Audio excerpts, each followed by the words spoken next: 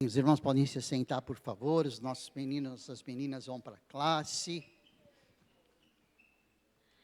Amém, amém. Obrigado, Janete. Obrigado, os meninos.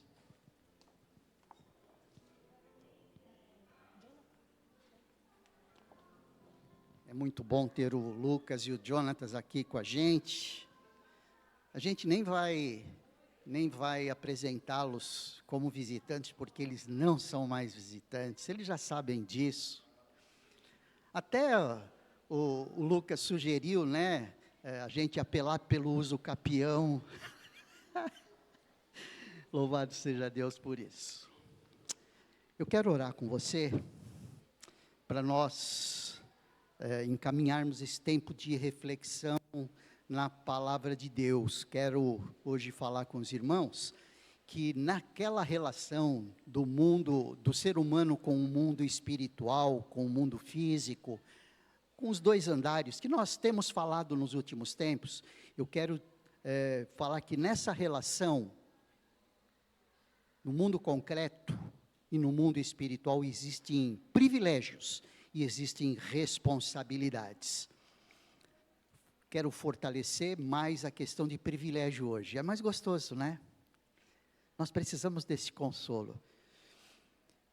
Mas eu vou dizer que nós vamos desenvolver a parte de responsabilidade próximo domingo, mas não é para você faltar. Porque é muito bom, né, gente, só ter a dimensão dos privilégios. Mas existem privilégios que nós não podemos abrir mão nessa relação do ser humano com essas dimensões de mundo que vão muito além daquelas que nós percebemos. Mas eu quero ler com você um texto que está em 2 Coríntios, capítulo 5, versículo 17, texto conhecidíssimo. 2 Coríntios, capítulo 5, versículo 17, que já começa a mostrar para a gente o quanto nós somos privilegiados, que diz assim: portanto, se alguém está em Cristo, é nova criação. As coisas antigas já passaram, eis que tudo se fez novo. Portanto, se alguém está em Cristo, é nova criação. As coisas antigas já passaram, eis que tudo se fez novo. Mas eu quero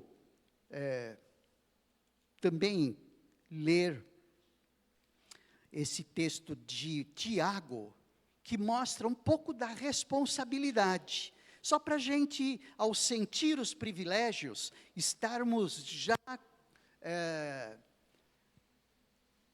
refletindo sobre as responsabilidades. Capítulo 4, vamos ler aí do versículo 1 ao versículo 10.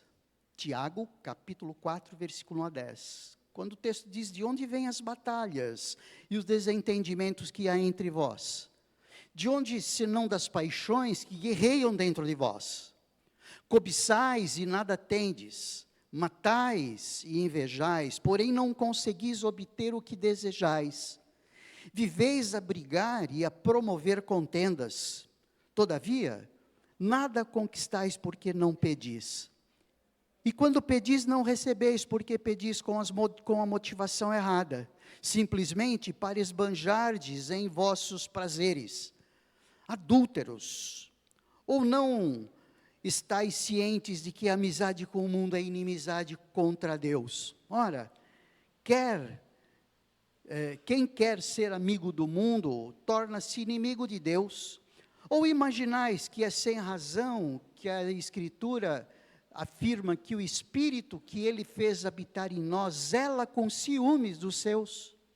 Todavia, Ele nos outorga graça ainda maior. Por isso, declara a Escritura: Deus se opõe aos arrogantes, mas concede graça aos humildes. Portanto, sujeitai-vos a Deus, resisti ao diabo e ele fugirá de vós.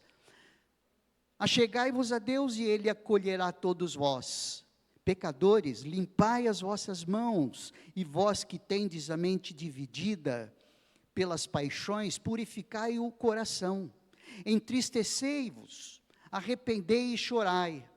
Abandonai o riso fácil e pranteai, trocai a vossa euforia pelo pesar. Humilhai-vos na presença do Senhor e Ele vos exaltará. Então, esses são os dois textos principais que falam dos privilégios e que também falam das responsabilidades. Não obstante, nós estejamos desenvolvendo as responsabilidades no próximo domingo. Mas tudo isso tem a ver com essa relação que existe do ser humano com os dois andares do mundo, né? Nas dimensões espirituais, nas dimensões concretas. Não é? Já vimos que, nesse contexto de dimensões concretas e dimensões espirituais, nessa realidade que é muito mais do que o concreto, Deus é soberano, ponto. Deus é soberano. Deus não está à parte ou impotente em relação a tudo o que acontece no mundo, no universo, em tudo o que acontece na realidade como um todo. Não, Deus é soberano. E quando nós falamos que Deus é soberano, nós estamos dizendo assim, Ele manda em tudo, Ele permite ou não permite. É Ele quem determina os limites. Um exemplo disso é a história de Jó, não é? Que nós já falamos algumas vezes. Então, Deus é soberano, e isso precisa nos dar paz, precisa nos dar tranquilidade, porque acabamos de cantar, Deus é bom. Deus é bom, e quando nós falamos que Deus é bom, nós não conseguimos perceber a força dessa frase de que Deus é bom, porque Ele é muito mais bom do que aquilo que nós imaginamos. A nossa mente é finita, a nossa mente é limitada para entender os benefícios de Deus, para perceber o quanto Deus é bom. Ele é muito mais bom do que nós imaginamos que Ele seja. E esse Deus que é bom, que é gracioso, que é misericordioso, Ele é soberano também. Então, nessa realidade como um todo, mundo concreto, mundo abstrato, mundo físico, mundo espiritual, Deus domina sobre tudo. Depois nós vimos que, nesse aspecto de mundo abstrato, mundo concreto, a Bíblia Sagrada, as Escrituras, são suficientes para nos dar as informações que precisamos saber. Muitas nós não recebemos, existe muito da realidade que o ser humano, em que o ser humano vive, que é da prerrogativa de Deus. Deus disse lá em Deuteronômio 29, que as coisas ocultas de responsabilidade dele, de Deus, mas as reveladas são de responsabilidade nossa e de nossos filhos. Mas Deus diz que a Bíblia Sagrada é suficiente para nos dar informações que nós precisamos. É a nossa grande base de conhecimento, é a nossa grande base para o discernimento daquilo que precisamos entender, porque nem tudo nós precisamos entender. E isso tendo em vista que o homem é curioso, e ele começa, quando ele não consegue ver com muita clareza, ele começa a inventar, ele começa a conjecturar na sua mente. E daí é que surgem as heresias, daí é que surgem as mentiras. Por quê? Porque o homem está voando por instrumento, e ele nem sabe controlar muito bem esses instrumentos. Ele não vê com clareza, elas não estão reveladas. Mas é de competência de Deus essas coisas. Então, é muito importante nós sabermos isso. O que nós precisamos saber sobre o mundo espiritual, sobre as coisas abstratas, e mesmo nas coisas concretas, a Bíblia Sagrada nos dá direcionamento. Eu não estou dizendo que nós não devemos ler outras fontes de conhecimento, não, absolutamente. Mas o que nós não podemos é ficar conjecturando na nossa mente coisas sobre o mundo que nós não vemos, fazendo prognósticos. Disso nós não podemos. A Bíblia é suficiente, é a suficiência das Escrituras. E depois, no domingo passado, nós vemos que o ser humano, ele se relaciona com tudo isso. Então, percebe como é difícil essa questão? O ser humano se relaciona com o que é concreto, claro. Ele se relaciona com o que é abstrato, ele se relaciona com o que é espiritual, ele se relaciona com o que nós não vemos. Tá bom, pastor, mas se nós não vemos, como nós nos relacionamos? A Bíblia é suficiente para dar diretrizes para nós. E hoje eu quero falar um pouco sobre que nessa relação do ser humano com esses dois andares, existem privilégios. Existem privilégios. Nós vimos, né, que muitos dos nossos problemas são decorrentes porque nós perdemos de vista o ensino bíblico da depravação do homem, nós perdemos de vista o ensino bíblico acerca da responsabilidade pessoal de cada indivíduo, pelos atos que ele comete, e nós perdemos de vista o ensino bíblico de que devemos resistir ao pecado. E isso em relação a tudo que existe por aí de conjecturas, como, por exemplo, a expulsão de demônios, ênfase em expulsão de demônios, ênfase em libertação de crentes e descrentes da opressão demoníaca, não é? A dúvida por muitos da possibilidade de crentes em Cristo estarem possessos ou não em Cristo, ou estarem possessos ou não por demônios, a questão de maldição hereditária, o envolvimento com a dor, sofrimento, doenças, depressão, desemprego, conflitos pessoais e o pecado, enfim, toda a miséria que o ser humano vive e que coloca esse mundo espiritual como atuante de maneira direta. E esse é o problema é quando percebe-se que o ser humano começa a inventar situações, o ser humano começa a inventar tipos de relacionamento que precisa ter do crente para com o poder demoníaco. Alguns chegam a conversar, outros dizendo que precisa expulsar, outros dizendo que você está vivendo uma dessas situações aqui que nós mencionamos, de dor, sofrimento, doenças, depressão, desemprego, porque tem um espírito da depressão, o espírito do suicídio, então precisamos exorcizar isso. Então, tem uma série de conjecturas nessa relação do homem, do ser humano, com esse mundo espiritual. É isso que nós estamos aí querendo esclarecer nessa série de mensagens. Quando nós dissemos, no domingo passado, que existem alguns problemas, o porquê o porquê nós vivemos, porque o ser humano vive essas situações aí de ficar imaginando essas relações, tem a ver com esses itens que acabamos de dizer, que nós desenvolvemos domingo passado. Nós perdemos de vista o ensino bíblico de que o homem está depravado, o homem é depravado, é a depravação do homem, ensino bíblico da depravação do homem, ou seja, o homem é responsável por muito disso. Lembram? A culpa não é do diabo, não, é responsabilidade do homem. E isso não tira a força de Satanás.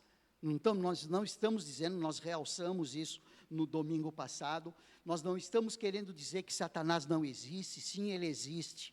O que nós estamos querendo dizer é que nós somos responsáveis pela nossa depravação, pelos nossos pecados. O que Satanás faz é jogar lenha na fogueira, é fortalecer o quê? A nossa força carnal, o pecado que já habita em nós. Então ele facilita, ele joga lenha na fogueira, ele começa a aplanar caminhos aí para que nós atendamos os apelos da nossa carne, os apelos do pecado, percebe? Nós perdemos de vista, como dissemos, o ensino bíblico da responsabilidade pessoal. Então, nós temos responsabilidade aí pelos atos que cometemos. E nós perdemos de vista o ensino bíblico de que devemos resistir ao pecado. Então, os irmãos perceberam que nós estamos querendo fazer uma divisão aí. Existe uma participação do homem, existe uma resposta que o homem precisa dar para ele mesmo e que está nele mesmo, e que ele consegue fazer isso a partir da convicção desses privilégios. Então, ele tem privilégios. Esses privilégios dão condições para o homem usar armas espirituais para combater esse mundo espiritual que está à nossa volta. Eu espero que isso esteja claro para você.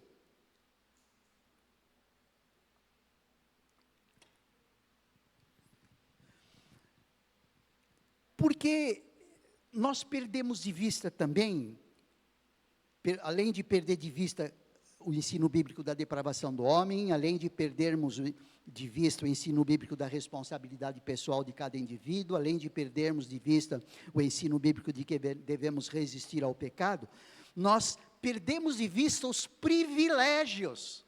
Porque se nós estivermos com esses privilégios na nossa mente, no nosso coração, bem enraizados, nós vamos conseguir administrar bem essa relação do ser humano com todas estas hostes celestiais, do mal inclusive. Vamos lá, texto de 2 Coríntios, no capítulo 5, esse é o texto que marca muito desse privilégio. Portanto, se alguém está em Cristo, é nova criação, as coisas antigas já passaram, e eis que tudo se fez novo. Esse versículo é muito forte. Ele é muito forte. Se alguém está em Cristo, é nova criação. Algumas versões diz nova criatura. Mas a melhor expressão é nova criação. Primeiro, porque existe um detalhe aí importante que muitas vezes nós conceituamos errado sobre nova criação e velha criação. Paulo não está falando aqui do antigo homem, do velho homem e do novo homem. Muitas vezes nós entendemos isso como sendo antes, não é? As coisas antigas já passaram, ou seja, o velho homem já era, e agora quem é o novo homem. Mas a ideia não é esta. A ideia aqui é de uma nova criação anunciada e inaugurada por Cristo. Porque Cristo, na sua encarnação, ele veio inaugurar uma nova criação. Então, essas coisas antigas são as coisas antes de Cristo. As coisas novas são as coisas depois de Cristo. É um status daquele que está unido com Cristo. Aquele que está unido com Cristo faz parte de uma nova criação. Veja, essa realidade de que aquele que está em Cristo faz parte de uma nova criação, instalada, inaugurada por Cristo Jesus, impulsiona o fato de nós sermos um novo homem. Isso sim, isso acontece. Aliás, é uma consequência do fato de estarmos debaixo dessa realidade de uma nova criação. Mas a nova criação é algo novo que Jesus veio inaugurar, porque a partir de Cristo é nova criação. Aquele que está nele já é nova criação. Então, isso é muito, muito importante. Você está em Cristo? Você é nova criação, você faz parte da nova criação. E automaticamente, por consequência, você é uma nova pessoa. Mas, em primeiro lugar, ele não está falando aqui de velha pessoa e nova pessoa. Ele está falando da nova criação a partir de Cristo, a partir do momento que aquele que está nele faz parte dessa nova criação. Percebem a diferença? Ou seja, não é uma transformação psicológica do homem quando ele recebe Jesus. Não é uma transformação espiritual que quando ele recebe Jesus, muito embora isso aconteça. Mas vamos colocar o ponto de nova criação na pessoa de Jesus. Foi Ele que veio inaugurar essa nova criação. Antes, a criação era a partir de Adão. Nós, como crentes em Cristo Jesus, como salvos por Cristo, nós estamos sendo a cada dia moldados à semelhança de Cristo. Ou seja, nós não somos uma nova pessoa no sentido pleno, mas já fazemos parte da nova criação que foi inaugurada por Jesus. E é a partir disso que surgem os outros privilégios, que é o gozo da presença do Espírito Santo como penhor do que há de vir. Quando nós vemos em Efésios, no capítulo 1, no versículo 13 e no versículo 14, ele diz assim: vocês foram selados com o Espírito Santo da promessa. Ou seja, quando nós fazemos parte da nova criação, como crentes em Cristo, como salvos por Cristo, nós passamos a gozar da presença do Espírito Santo em nós, e esse texto fala isso. Vocês foram selados com o Espírito Santo da promessa, que é a garantia da nossa herança para a redenção da propriedade de Deus. Redenção é libertação. Nós fomos libertos e passamos a ser propriedade de Deus, e para o louvor da sua glória. Gente, isso é um privilégio enorme, isso não é pouca coisa. Nós não fazemos parte da antiga criação, nós fazemos parte da nova criação. A partir disso, nós começamos a ter uma relação muito mais de supremacia sobre o mundo espiritual do que imaginamos. Só a partir desse primeiro. Em Efésios, em Hebreus, no capítulo 6, versículo 4 e 5, ele mostra que nós experimentamos o gozo, não da presença do Espírito, como no primeiro caso de Efésios, mas agora nós experimentamos o gozo e os poderes do mundo vindouro. Você percebe como a nossa mente já se alegra com o mundo vindouro? Percebe isso? Isso já nos deixa alegres, não deixa? Isso nos deixa felizes, isso nos deixa esperançosos. E nos deixa esperançosos porque nós já fazemos parte da nova criação, e pelo fato de termos o Espírito Santo habitando em nós, nós começamos a sentir esse gozo e os poderes dessa vida, desse mundo vindouro. Quando o texto de Hebreus diz assim: ora, é impossível para aqueles que uma vez foram iluminados, experimentaram o dom celestial e se tornaram participantes do Espírito Santo, e provaram os benefícios da palavra de Deus e os poderes da era que há de vir. Eu quero fortalecer esse detalhe, que é um privilégio fora do comum. Experimentamos o dom celestial como participantes dessa nova criação, não só de sermos uma nova criação, mas de participarmos da nova criação. Nós experimentamos o dom celestial e nos tornamos participantes do Espírito Santo, e provamos os benefícios da palavra de Deus, e provamos dos poderes da era que há de vir. Gente, isso é privilégio. Eu quero fortalecer isso. Nós estamos falando dos privilégios. Isso nos torna vencedores, isso nos torna fortes, isso nos torna com capacidade para dizer não, isso nos torna capacidade para dizer não quero, isso nos dá capacidade para dizer eu quero e eu vou. Percebe isso? Nós estamos falando, qual é o contexto aqui? O contexto é a nossa relação com esse mundo espiritual, que muitas vezes pode ser de temor, pode ser de medo, pode ser de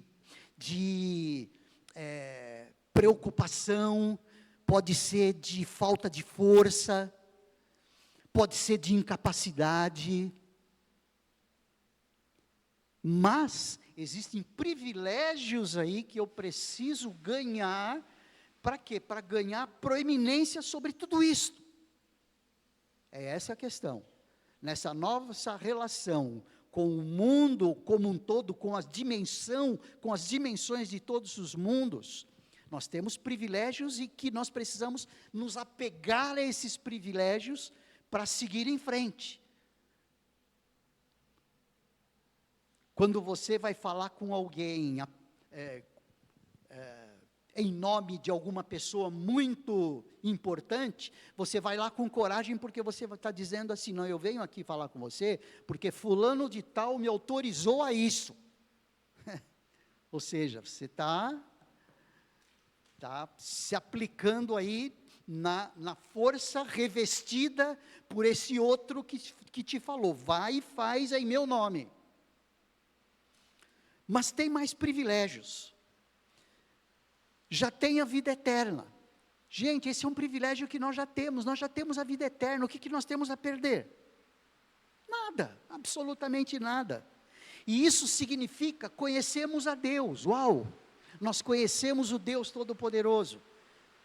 Ter a vida eterna significa conhecer a Deus e a seu Filho Jesus. Um texto que fala sobre isso é João, no capítulo 17, quando ele diz: tendo dito essas palavras aos seus discípulos, Jesus levantou seus olhos para o céu e orou: Pai, é chegada a hora, glorifica teu Filho para que o teu Filho te glorifique, assim como lhe outorgaste autoridade sobre toda a carne, para que conceda a vida eterna a todos os que lhe deste. E agora é o detalhe, a vida eterna é esta. O que é a vida eterna? A vida eterna é que te conheçam a ti, o único Deus, e a Jesus Cristo a quem enviaste. Você conhece a Deus? Você conhece Jesus? Então você tem a certeza plena da vida eterna, você conhece a vida eterna. Você já desfruta da eternidade, não absoluta e plena, porque nós estamos na carne ainda. Mas você desfruta dessa eternidade, uma pela fé e a outra na certeza de que Deus é quem te deu essa prerrogativa. Deus é quem te deu esse direito. Por quê? Porque a vida eterna é essa, que te conheçam a Deus, que te conheçam como o único Deus verdadeiro e a Jesus Cristo. E esse é o meu caso.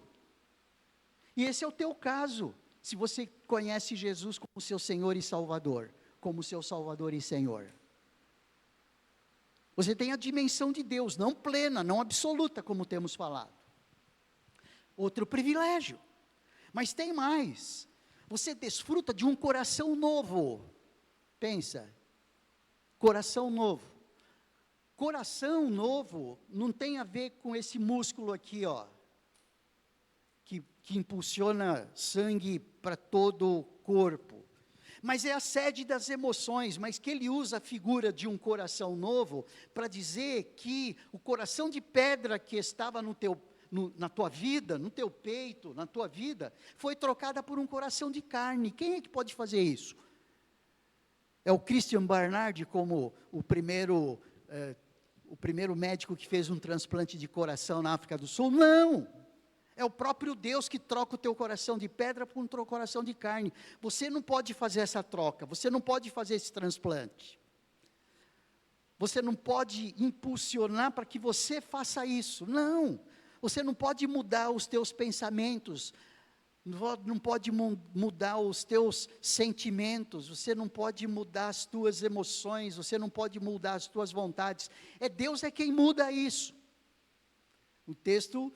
Os textos que mostram isso estão lá em Ezequiel, muito forte, capítulo 11, versículo 19, que diz: e lhes concederei um só coração, e colocarei dentro de cada um deles um novo espírito, retirarei deles o coração de pedra, e lhes darei um coração de carne. Essa é uma promessa que foi dada por Deus para quando Jesus viesse, na primeira vinda de Jesus, a partir do momento que o Espírito Santo veio habitar, não é, com os discípulos. o batismo do Espírito Santo. Olha, naquele momento ali, em Cristo Jesus, eu vou trocar o teu coração de carne por o teu coração de pedra por um coração de carne. Versículo 26 do capítulo 36 de Ezequiel também vai nessa direção, quando ele diz: e vos darei um novo coração, e derramarei um espírito novo dentro de cada um de vós. Arrancarei de vós o coração de pedra, e vos abençoarei com o coração de carne.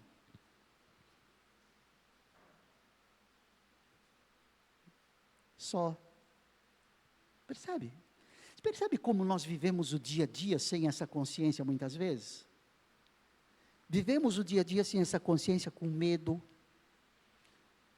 covarde às vezes, achando que tudo tem a ver com a nossa força, a nossa capacidade, mas não é. Pedro foi imbuído da capacidade dada pelo Espírito Santo, para depois da chegada do Espírito Santo, ele pregar a uma multidão, e cerca de 3.000 pessoas tomaram uma decisão ao lado de Cristo. Gente, 3.000, imagine o número de pessoas para quem ele falava. Pequenas horas, poucas horas antes, eles estavam com medo no cenáculo dos judeus. De repente, o Espírito Santo explode dentro do coração deles, como uma força, como um trator, como uma força que nem eles imaginavam. Esse é um privilégio que perdemos muitas vezes. Além disso, um outro privilégio é de sermos guiados pelo Espírito Santo de Deus.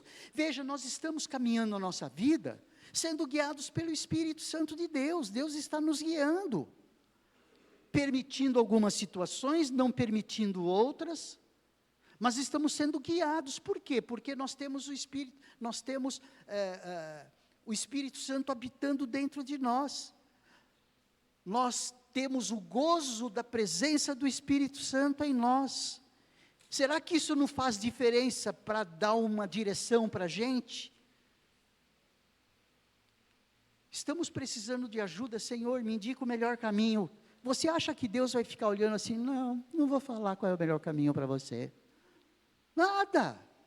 Nós estamos nos aproximando dele, falando: Senhor, me mostra o caminho. Certamente Ele vai indicar. É que muitas vezes nós não entendemos que aquele caminho foi direcionamento dele, pelas circunstâncias, algumas coisas aconteceram. Não é possível, não é? Mas Deus está no controle, soberanamente cuidando das nossas vidas.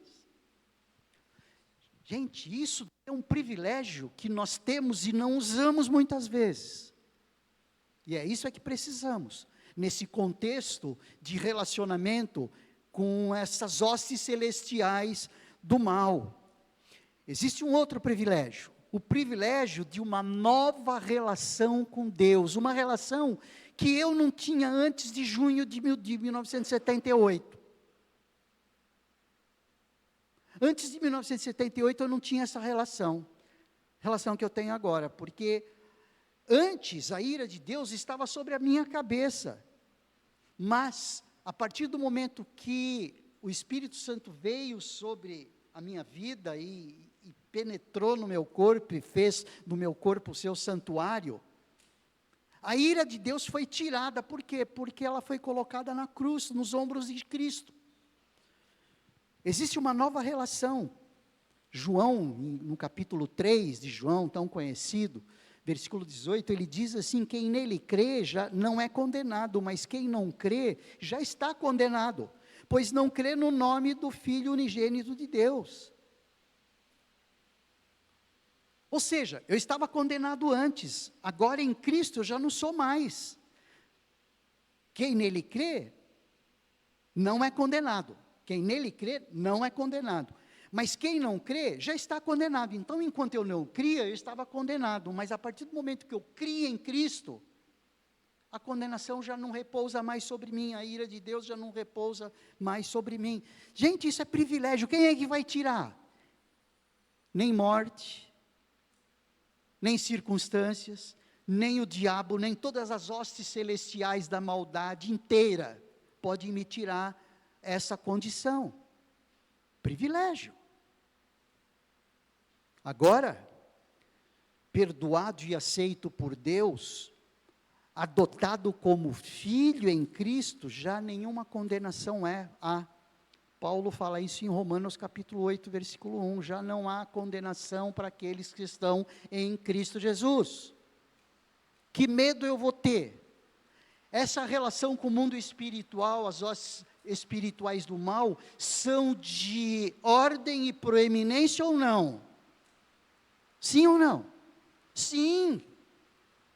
Então não tem essa de estar amarrado aqui, estar amarrado ali, não tem essa de expulsão.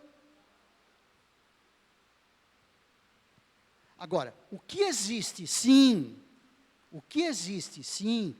é o que Tiago nos ensina, e aí eu só quero dar um empurrãozinho para a gente conversar sobre isso domingo que vem, mas ali em Tiago, o que existe o quê? Olha, de onde vêm as batalhas e desentendimentos que há entre vocês? Do diabo? É do diabo que vem os desentendimentos? É do diabo que vem os vícios? É do diabo? Ele pode facilitar as coisas. Ele pode jogar para nós, sabendo da nossa fragilidade. Conhecendo o nosso calcanhar de Aquiles. Ele pega e facilita as coisas. Olha, eu vou colocar isso aqui, porque eu sei que ele vai fisgar esse negócio aqui. Ele joga uma isca, porque ele sabe qual é a isca que nós gostamos. Ele sabe qual é a isca que nós vamos pegar. Ele sabe. E ele vai jogar essa isca. De onde vêm os desentendimentos? De onde vem essa batalha? Se não das paixões que guerreiam dentro de vocês. Percebe? Onde ele coloca a culpa, onde ele coloca a razão, de onde eu tenho que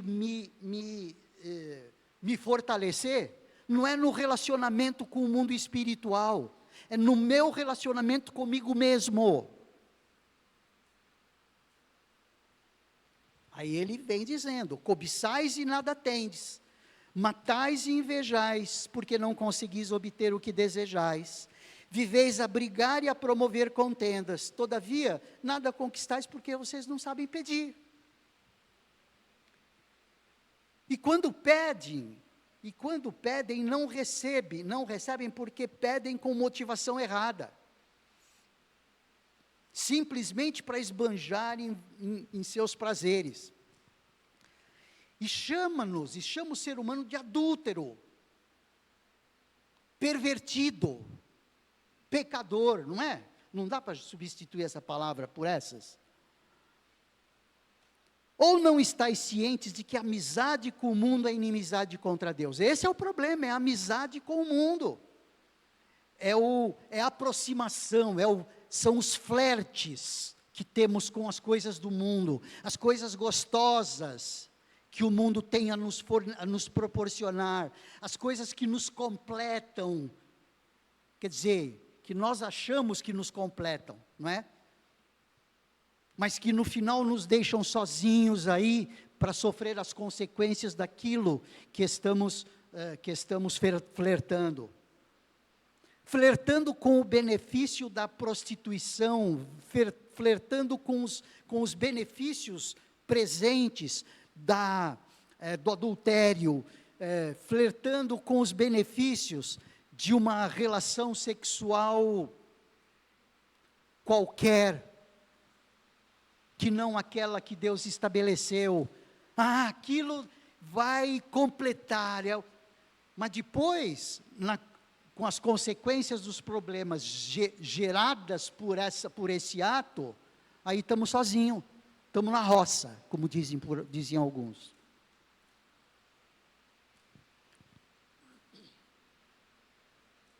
Quem quer ser amigo do mundo, torna-se inimigo de Deus. Ou imaginais que é sem razão, que a Escritura afirma que o Espírito que Ele fez habitar em nós, zela com ciúmes dos seus, todavia, Ele nos outorga graça ainda maior. Por isso, declara a Escritura, Deus se opõe aos arrogantes, mas concede graça aos humildes. Portanto, sujeitai-vos a Deus. e resistir ao diabo. Resistir ao diabo dizer, não, não, não, isso eu não quero, não, não, não, isso eu não vou fazer, eu gostaria de fazer, mas não quero. Talvez seja um exemplo bobo, mas eu gosto de doce. Eu acho que a maioria de nós aqui gosta de doce, né? Eu gosto de doce.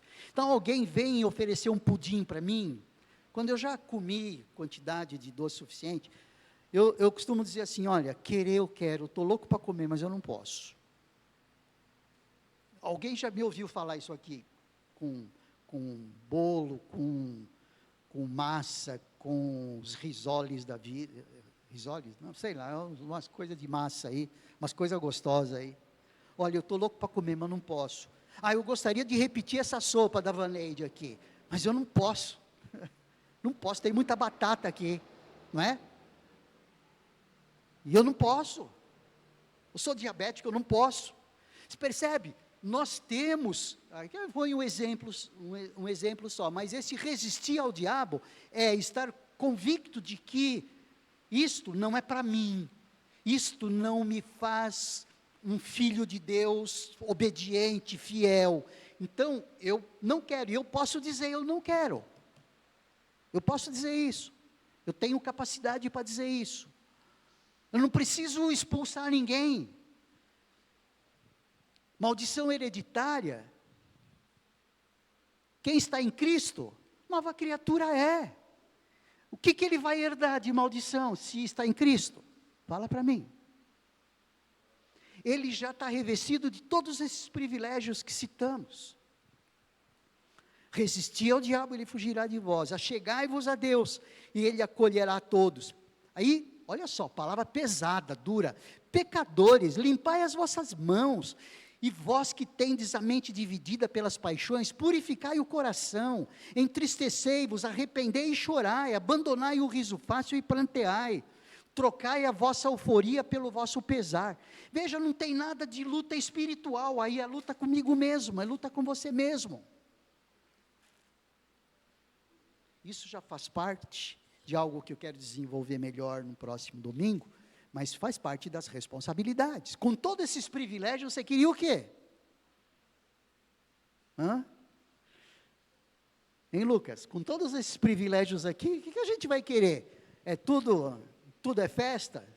Nada, tem responsabilidade sim, e a responsabilidade maior é ser fiel a Deus, a responsabilidade maior é dizer não para o que precisa dizer não, dizer sim para o que precisa dizer sim, tomar posições corajosas, sabendo que o Espírito Santo habita dentro de nós.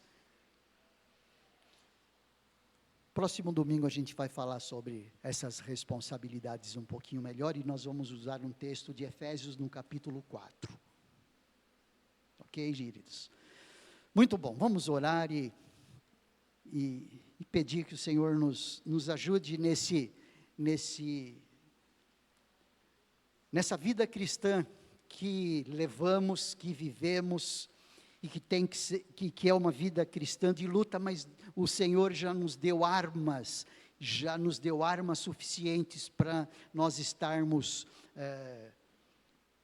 em condições dessa luta. São que armas? É o 32, o 38, sei lá o quê? Nada, é a armadura de Deus. É a armadura de Deus que Paulo fala ali em Efésios capítulo 6, a partir do verso 10. Senhor Deus, nós te agradecemos por podermos refletir sobre a nossa relação com a realidade, com toda a realidade, e sabendo que o Senhor nos dá tantos privilégios, e nós desejamos, ó Deus, nos munir, estarmos conscientes desses privilégios, para lutar com as armas certas, com estas hostes celestiais da maldade. Obrigado, ó Deus, porque o Senhor habita em nós. Obrigado porque somos teus, fomos selados como propriedade tua, e das tuas mãos ninguém nos toma. Te agradecemos, em nome do Senhor Jesus. Amém. Ok, queridos, vamos cantar mais uma vez, vamos ficar em pé.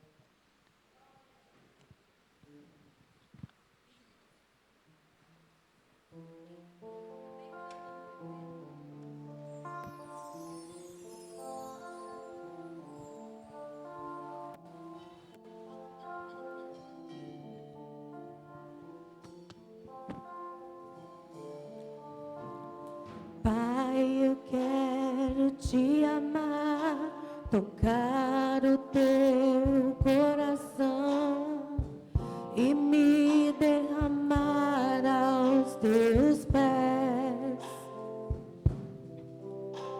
Mais perto quero estar, Senhor, e te adorar com tudo que sou e te render glória e aleluia. Aleluia, aleluia, aleluia, aleluia.